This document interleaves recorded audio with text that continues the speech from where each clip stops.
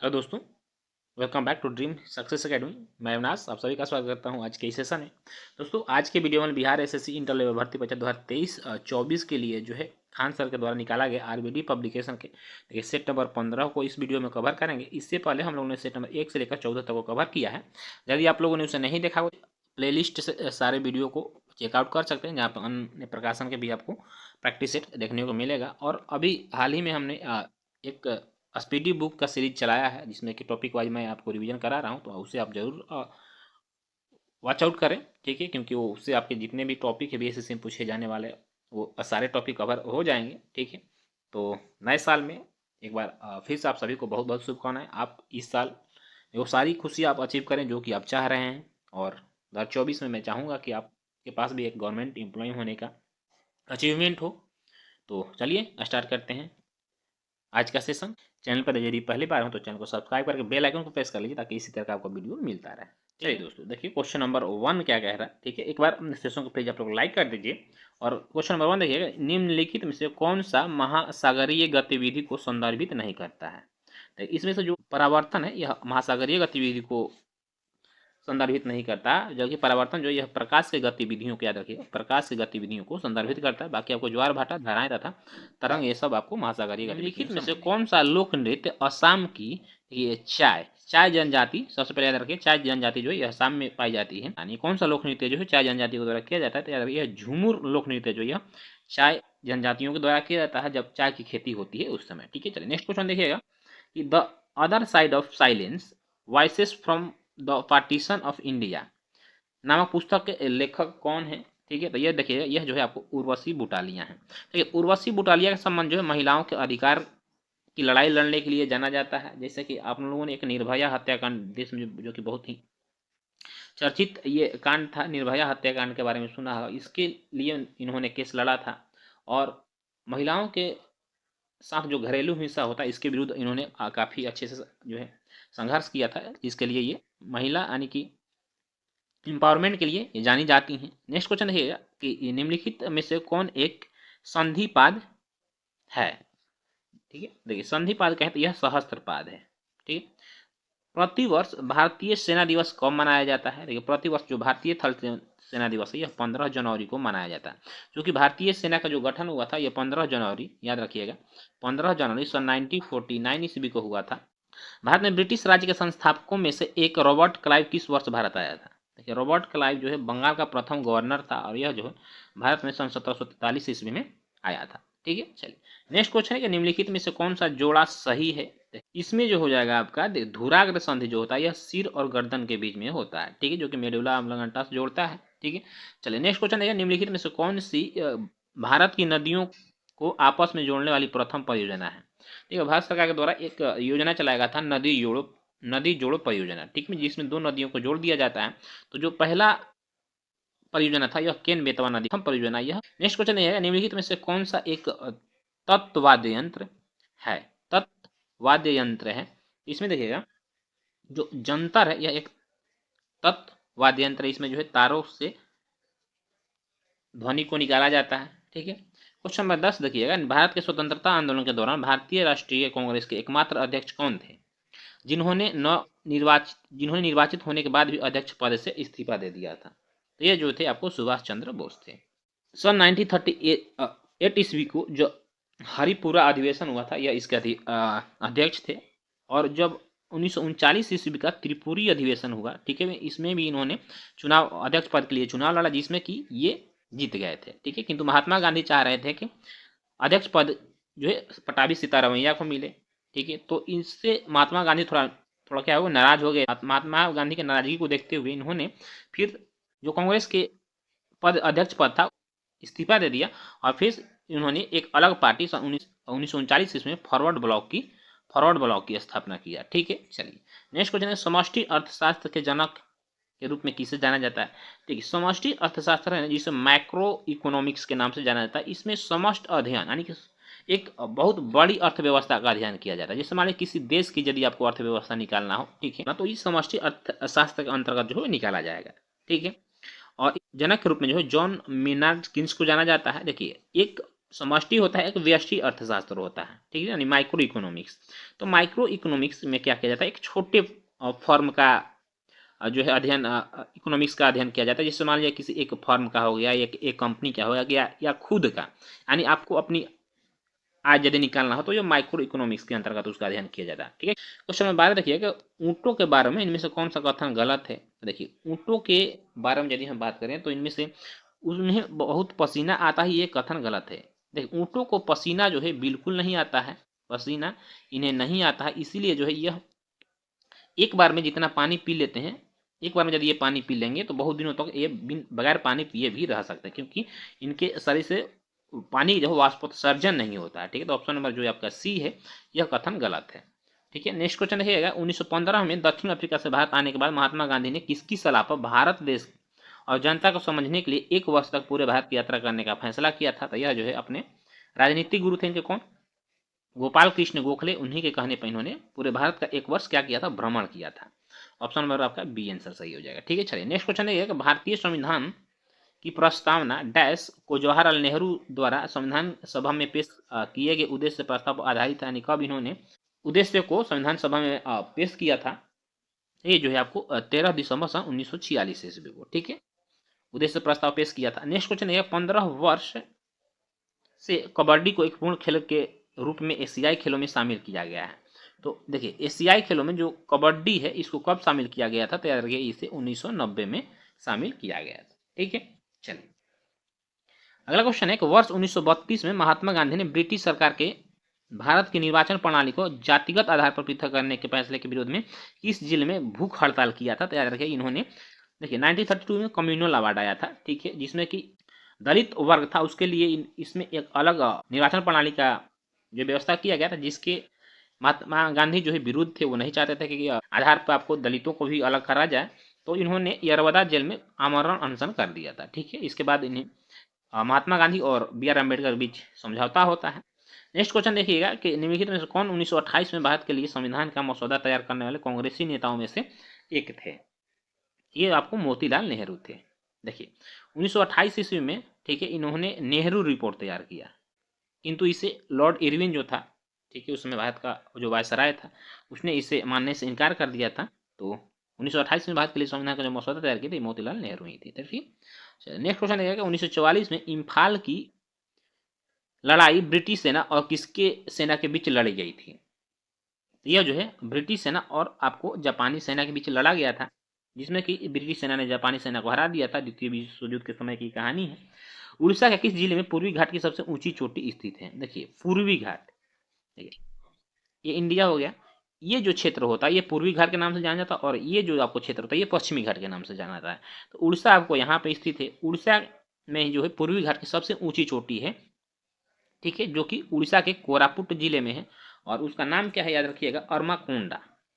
अरमाकोंडा पूर्वी घाटी का सबसे ऊंचा जो चोटी अरमाकोंडा है, जो कि आपको 1620 मीटर इसकी ऊंचाई है, ठीक है। चलिए नेक्स्ट क्वेश्चन है कि निम्नलिखित में से किससे भारत के लिए शीर्ष स्तर की संस्था के रूप में जाना जाता है।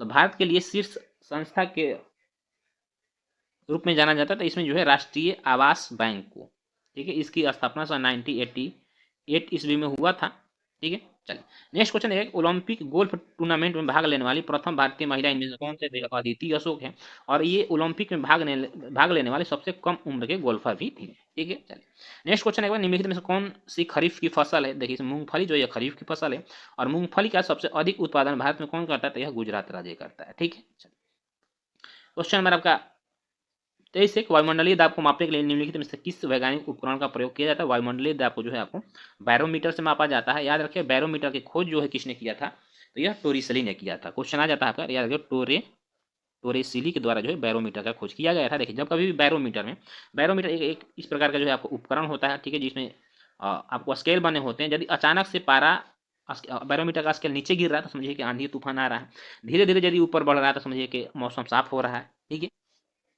नेक्स्ट क्वेश्चन देखिएगा कि 1932 में महात्मा गांधी डैश के बीच पुनः पैक्ट हस्ताक्षर किए थे। तो यह जैसे बताया मैंने बी आर अम्बेडकर और महात्मा गांधी के बीच जो है 1932 का पुनः पैक्ट हुआ था, जो कि दलित वर्गों के लिए जो अलग नियंत्रण प्रणाली की मांग की गई थी उसके जो है समर्थन में बी आर अम्बेडकर थे और महात्मा गांधी उसके समर्थन में नहीं थे।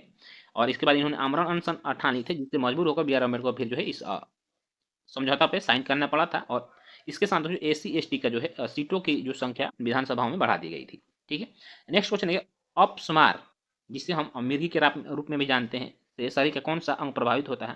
तो मिर्गी से जो है हमारा जो मस्तिष्क होता है यह प्रभावित होता है। ठीक है, देखिए अगला क्वेश्चन है आपका कि नर्मदा नदी, ठीक है, मध्य प्रदेश डैश से निकलती है। तो मध्य प्रदेश के अमरकंटक की पहाड़ियों से निकलती है। भारतीय रिजर्व बैंक ने रुपए के प्रतीक को निम्नलिखित में से किस वर्ष अपनाया था? रुपए के जो प्रतीक है इसको भारतीय आरबीआई ने जो है आपको सन 2010 में अपनाया था। देखिए रुपए के प्रतीक जो था यह इस तरह से है, जिसको कि 2010 में डी उदय कुमार के द्वारा जो है बनाया गया था। और विश्व का जो है 5वीं ऐसी यह मुद्रा है भारतीय रुपया जिसका प्रतीक चिन्ह है अपना। ठीक है, चलिए नेक्स्ट क्वेश्चन है भारत की हिल पैलेस संग्रहालय कहाँ स्थित है? तो हिल पैलेस संग्रहालय जो है याद रखिएगा यह आपको केरल में स्थित है। अगला क्वेश्चन है कि विश्व बैंक के वर्गीकरण के अनुसार जुलाई 2019 तक उच्च माध्यम आय वाले देशों में प्रति व्यक्ति सकल राष्ट्रीय आय परमाणु अमेरिकी डॉलर में डैश कितना के जो है आपको बीच में रहा था। तो ये जो है आपको 3,996 से 12,375 डॉलर के बीच में रहा था। ठीक है, जिस देशों की आय ऊंचे है।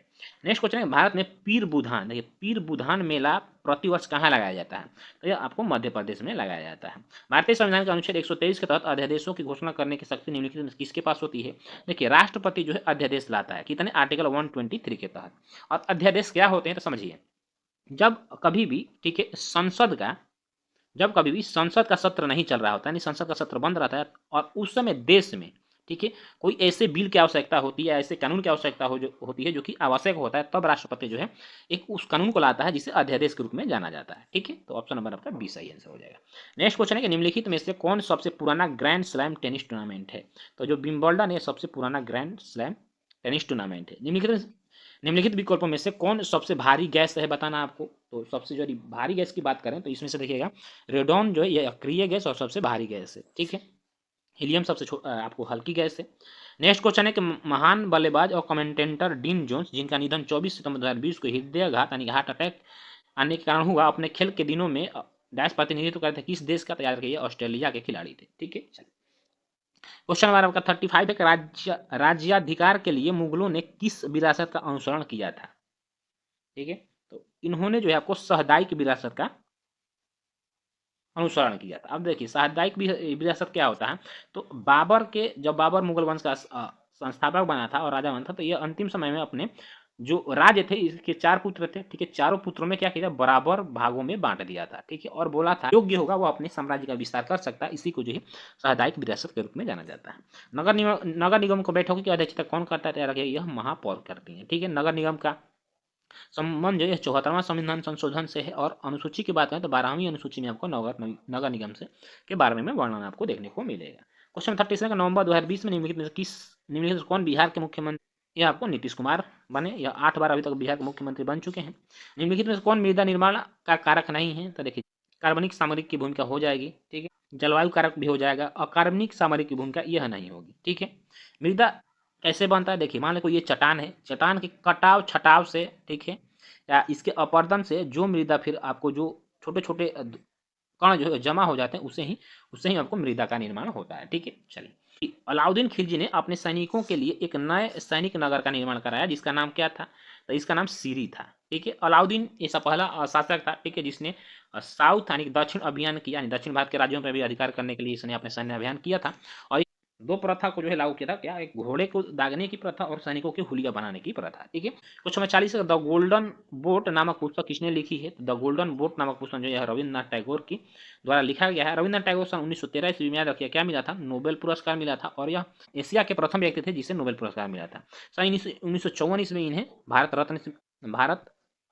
रत्न से भी सम्मानित किया गया था। ठीक है, नेक्स्ट क्वेश्चन है सूफी उस्ताद अपनी सभाओं को अपनी खानकाहों में आयोजित करते थे। देखिए खानकाह, जहाँ पे सूफी संत जो है निवास करते थे उनको खानकाह बोला जाता था। जहाँ पे ये धर्म सभाओं का अपना वो करते थे उन्हें धर्मशाला कहा जाता था। ठीक है, चलिए अगला क्वेश्चन देखेंगे। क्वेश्चन नंबर 42 है कि कौन सा देश दुनिया का अग्रणी नार्को स्टेट बन गया है? तो यह जो है आपको सीरिया बन गया है। ठीक है, भारत प्रधानमंत्री नरेंद्र मोदी ने किस राज्य में 10,900 करोड़ रुपए से अधिक की विभिन्न परियोजनाओं का शिलान्यास किया और राष्ट्र को समर्पित किया?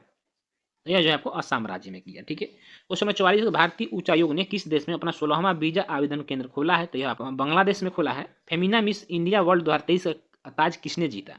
देखिए, फेमिना मिस वर्ल्ड 2023 का जो खिताब जीता, ये इंपॉर्टेंट क्वेश्चन है, तो इन्होंने ये आपको नंदिनी गुप्ता ने जीती। ठीक है, चलिए क्वेश्चन नंबर 46 है कि तेलंगाना के मुख्यमंत्री के चंद्रशेखर राव ने भारतीय संविधान के निर्माता की 132वीं जयंती को चिन्हित करने के लिए शहर में बी आर अम्बेडकर की 125 फुट ऊंची कांस्य प्रतिमा का अनावरण किया। कहने मतलब किस शहर में? तो याद रखिए, यह हैदराबाद में किया। यहाँ देखिए कितने क्वेश्चन बन रहे हैं। पहले तो कि तेलंगाना के मुख्यमंत्री के चंद्रशेखर राव ने इसका अनावरण किया। ठीक है, ये 132वीं जयंती थी बी आर अम्बेडकर की, और कितने फुट प्रतिमा का? 125 फुट प्रतिमा का जो है अनावरण किया गया, और यह हैदराबाद में किया गया। ठीक है, चलिए क्वेश्चन नंबर आपका 47 है कि G20 कृषि वैज्ञानिकों की 12वीं बैठक 17 से 19 अप्रैल 2023 को किस शहर में आयोजित किया गया? तो यह देखिए, यह वाराणसी में आयोजित किया गया।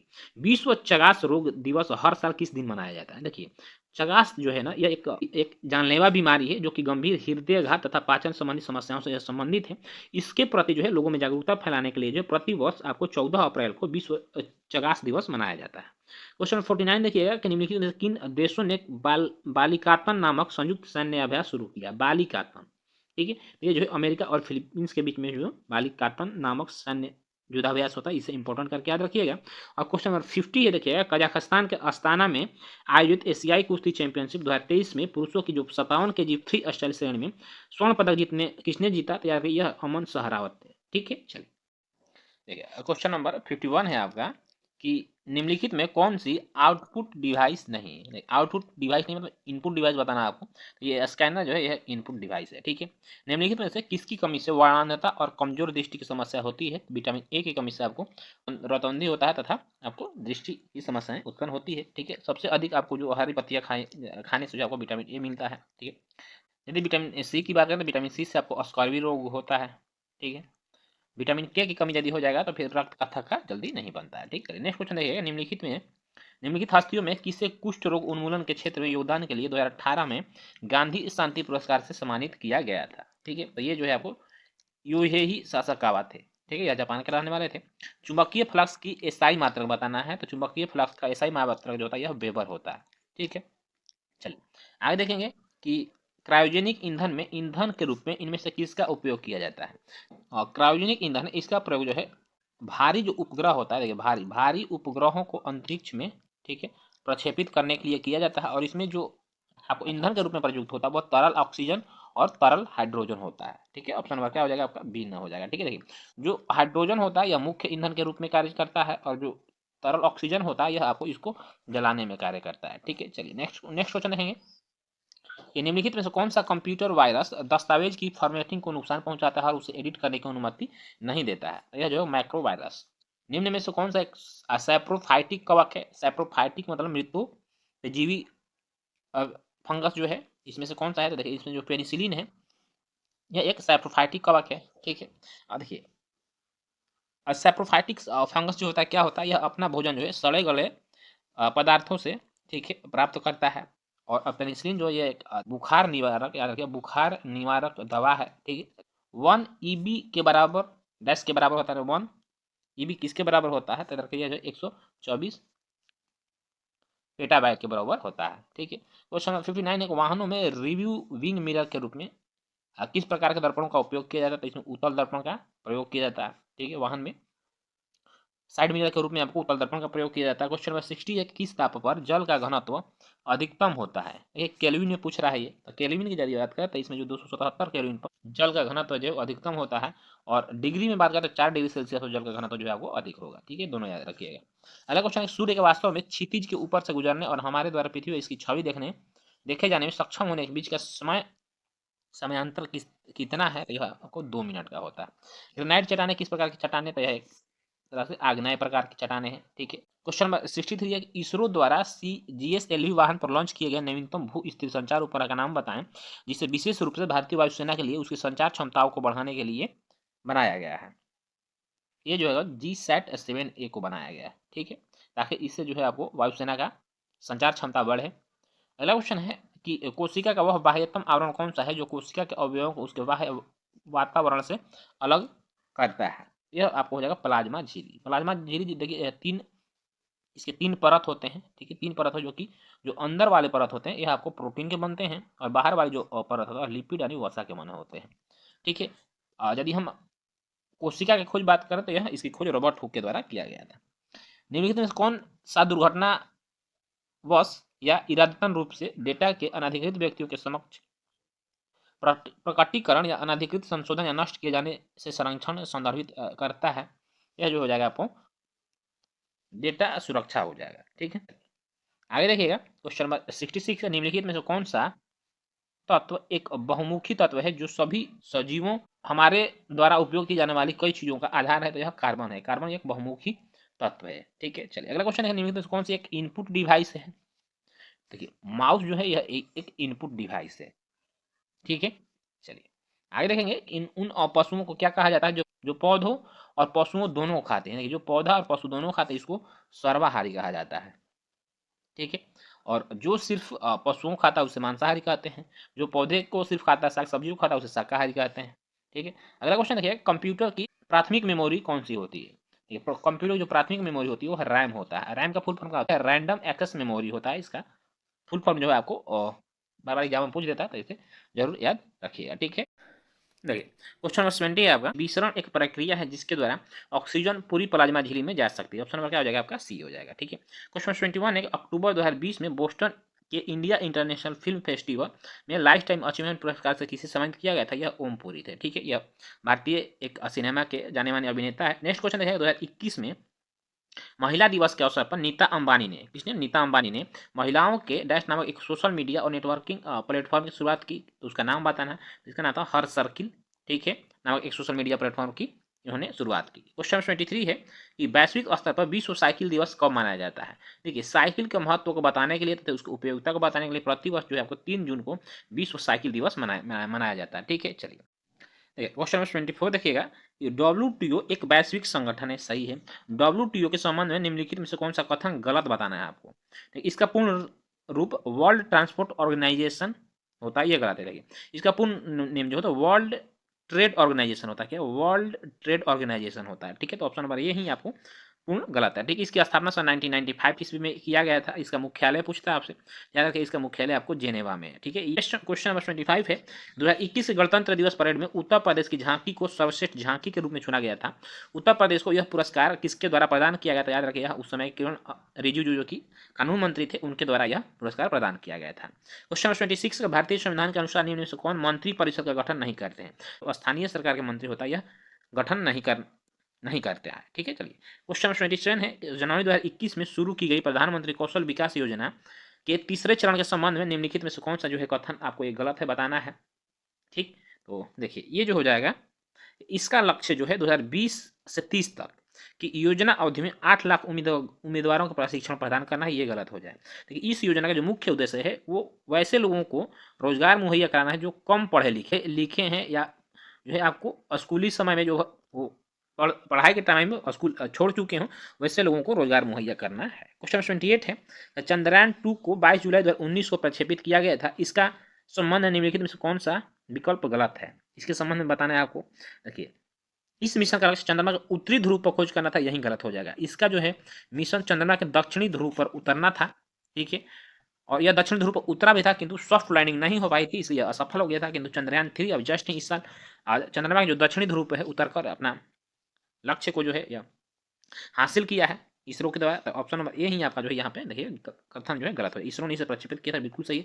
श्रीहरिकोटा सतीश धवन अंतरिक्ष केंद्र से इसे प्रक्षेपित किया गया। 3 इसमें ऑर्बिटर लैंडर और रोवर को एक साथ ले गया था। इस सारे सही है ऑप्शन नंबर 1 को छोड़कर। क्वेश्चन नंबर 29 देगा, हमें सकल घरेलू उत्पाद GDP के आकलन करते समय केवल तैयार माल के मूल्य पर विचार करना चाहिए, क्योंकि तैयार माल के मूल्य में पहले से ही क्या होती है? मध्यवर्ती माल का मूल्य शामिल होता है। अगला क्वेश्चन देखिए, औरंगजेब के संबंध में निम्नलिखित में से कौन सा कथन गलत है? देखिए तो औरंगजेब के समय यदि बात यह इसका उसे आलमगीर के नाम से भी जाना जाता है, ये क्वेश्चन आता है आपका, तो याद रखिएगा। औरंगजेब का जो दूसरा नाम था आलमगीर था, सही है। सतह के लिए अपने संघर्ष और औरंगजेब ने अपने भाई द्वारा एक लड़ाई में निर्णायक रूप में हराया और अपने पिता को आगरा में अपने ही महल में नजरबंद कर दिया। इसने शाहजहां को अपने ही महल में बंद कर दिया था, बिल्कुल सही है। वह शाहजहां और मुमताज का दूसरा पुत्र था। यह देखिए, शाहजहां तथा मुमताज का जो है तीसरा पुत्र था। ऑप्शन नंबर 2 जो है यह गलत है, और कथन गलत नहीं पूछ रहा है, इसलिए आपका ऑप्शन नंबर सी सही आंसर हो जाएगा। नेक्स्ट क्वेश्चन है, चंद्रगुप्त मौर्य मौर्य वंश के संस्थापक थे, सही है। भारतीय इतिहास में उनके शासन के बारे में निम्नलिखित में कौन सा कथन गलत है? देखिए, बैरम खां, इसका संबंध आपको मुगल काल से है, ठीक है, इसका कोई संबंध आपको मौर्य शासन काल से नहीं है, ठीक है। तो ऑप्शन नंबर यही आपका जो हो जाएगा गलत हो जाएगा। बैरम खां उनका सबसे अच्छा सहयोग, यह आपको हुमायूं का जो है अच्छा सहयोगी था तथा अकबर का संरक्षक था। तो ऑप्शन नंबर बी जो है आपको गलत है। क्वेश्चन 82 है कि महामारी के कारण 2020 में किस ग्रैंड स्लैम टेनिस टूर्नामेंट का आयोजन नहीं हो सका था? विंबलडन का जो है आपको आयोजन नहीं हो पाया था। जालियांवाला बाग की घटना के संबंध में निम्नलिखित में कौन सा कथन गलत है, बताना है आपको। जालियांवाला बाग की घटना चौरी चौरा की घटना के बाद हुई थी। चौरी चौरा जो कांड हुआ था यह 1922 ईस्वी में हुआ था, जबकि जालियांवाला बाग हत्याकांड जो थे 13 अप्रैल सन 1919 ईस्वी को हुआ था। ये कह रहा है इसके बाद में हुई थी, तो यह नहीं, इससे पहले हुआ था, ठीक है, यानी चौरी चौरा कांड से पहले हुआ था। तो यही आपका कथन जो है गलत हो जाएगा, ऑप्शन नंबर ये, बाकी सब सही है। ऑप्शन पढ़ के मिला लीजिएगा। नेक्स्ट क्वेश्चन देखिएगा, भारतीय स्वतंत्रता संग्राम के संदर्भ में निम्नलिखित में से कौन सा कथन गलत है? तो देखिए, शेख मुजीबुर रहमान ने भारत के स्वतंत्रता संग्राम में महत्वपूर्ण भूमिका निभाई, यह गलत है।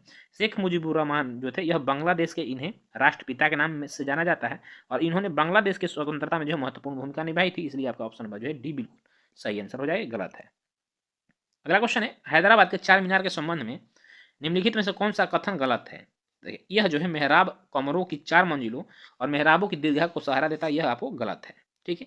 दोस्तों, इस तरह से जो है 85 जी के जीएस के प्रश्न थे हमारे समाप्त होते हैं। आज का सेशन आपको कैसा लगा कमेंट करके जरूर बताइएगा, और 85 में आप लोगों ने कितना क्वेश्चन सही किया, इससे भी आप कमेंट जरूर करिएगा, ठीक। चैनल पे पहली बार है तो चैनल को सब्सक्राइब कर लीजिए, बेल आइकन को प्रेस कर लीजिए, ताकि इस तरह का वीडियो आपको मिलता रहे। तो फिर मिलेंगे इसके नेक्स्ट एपिसोड में, तब तक के लिए आप अपनी पढ़ाई को जारी रखिए, मस्त रहिए, स्वस्थ रहिए। जय हिंद, वंदे मातरम।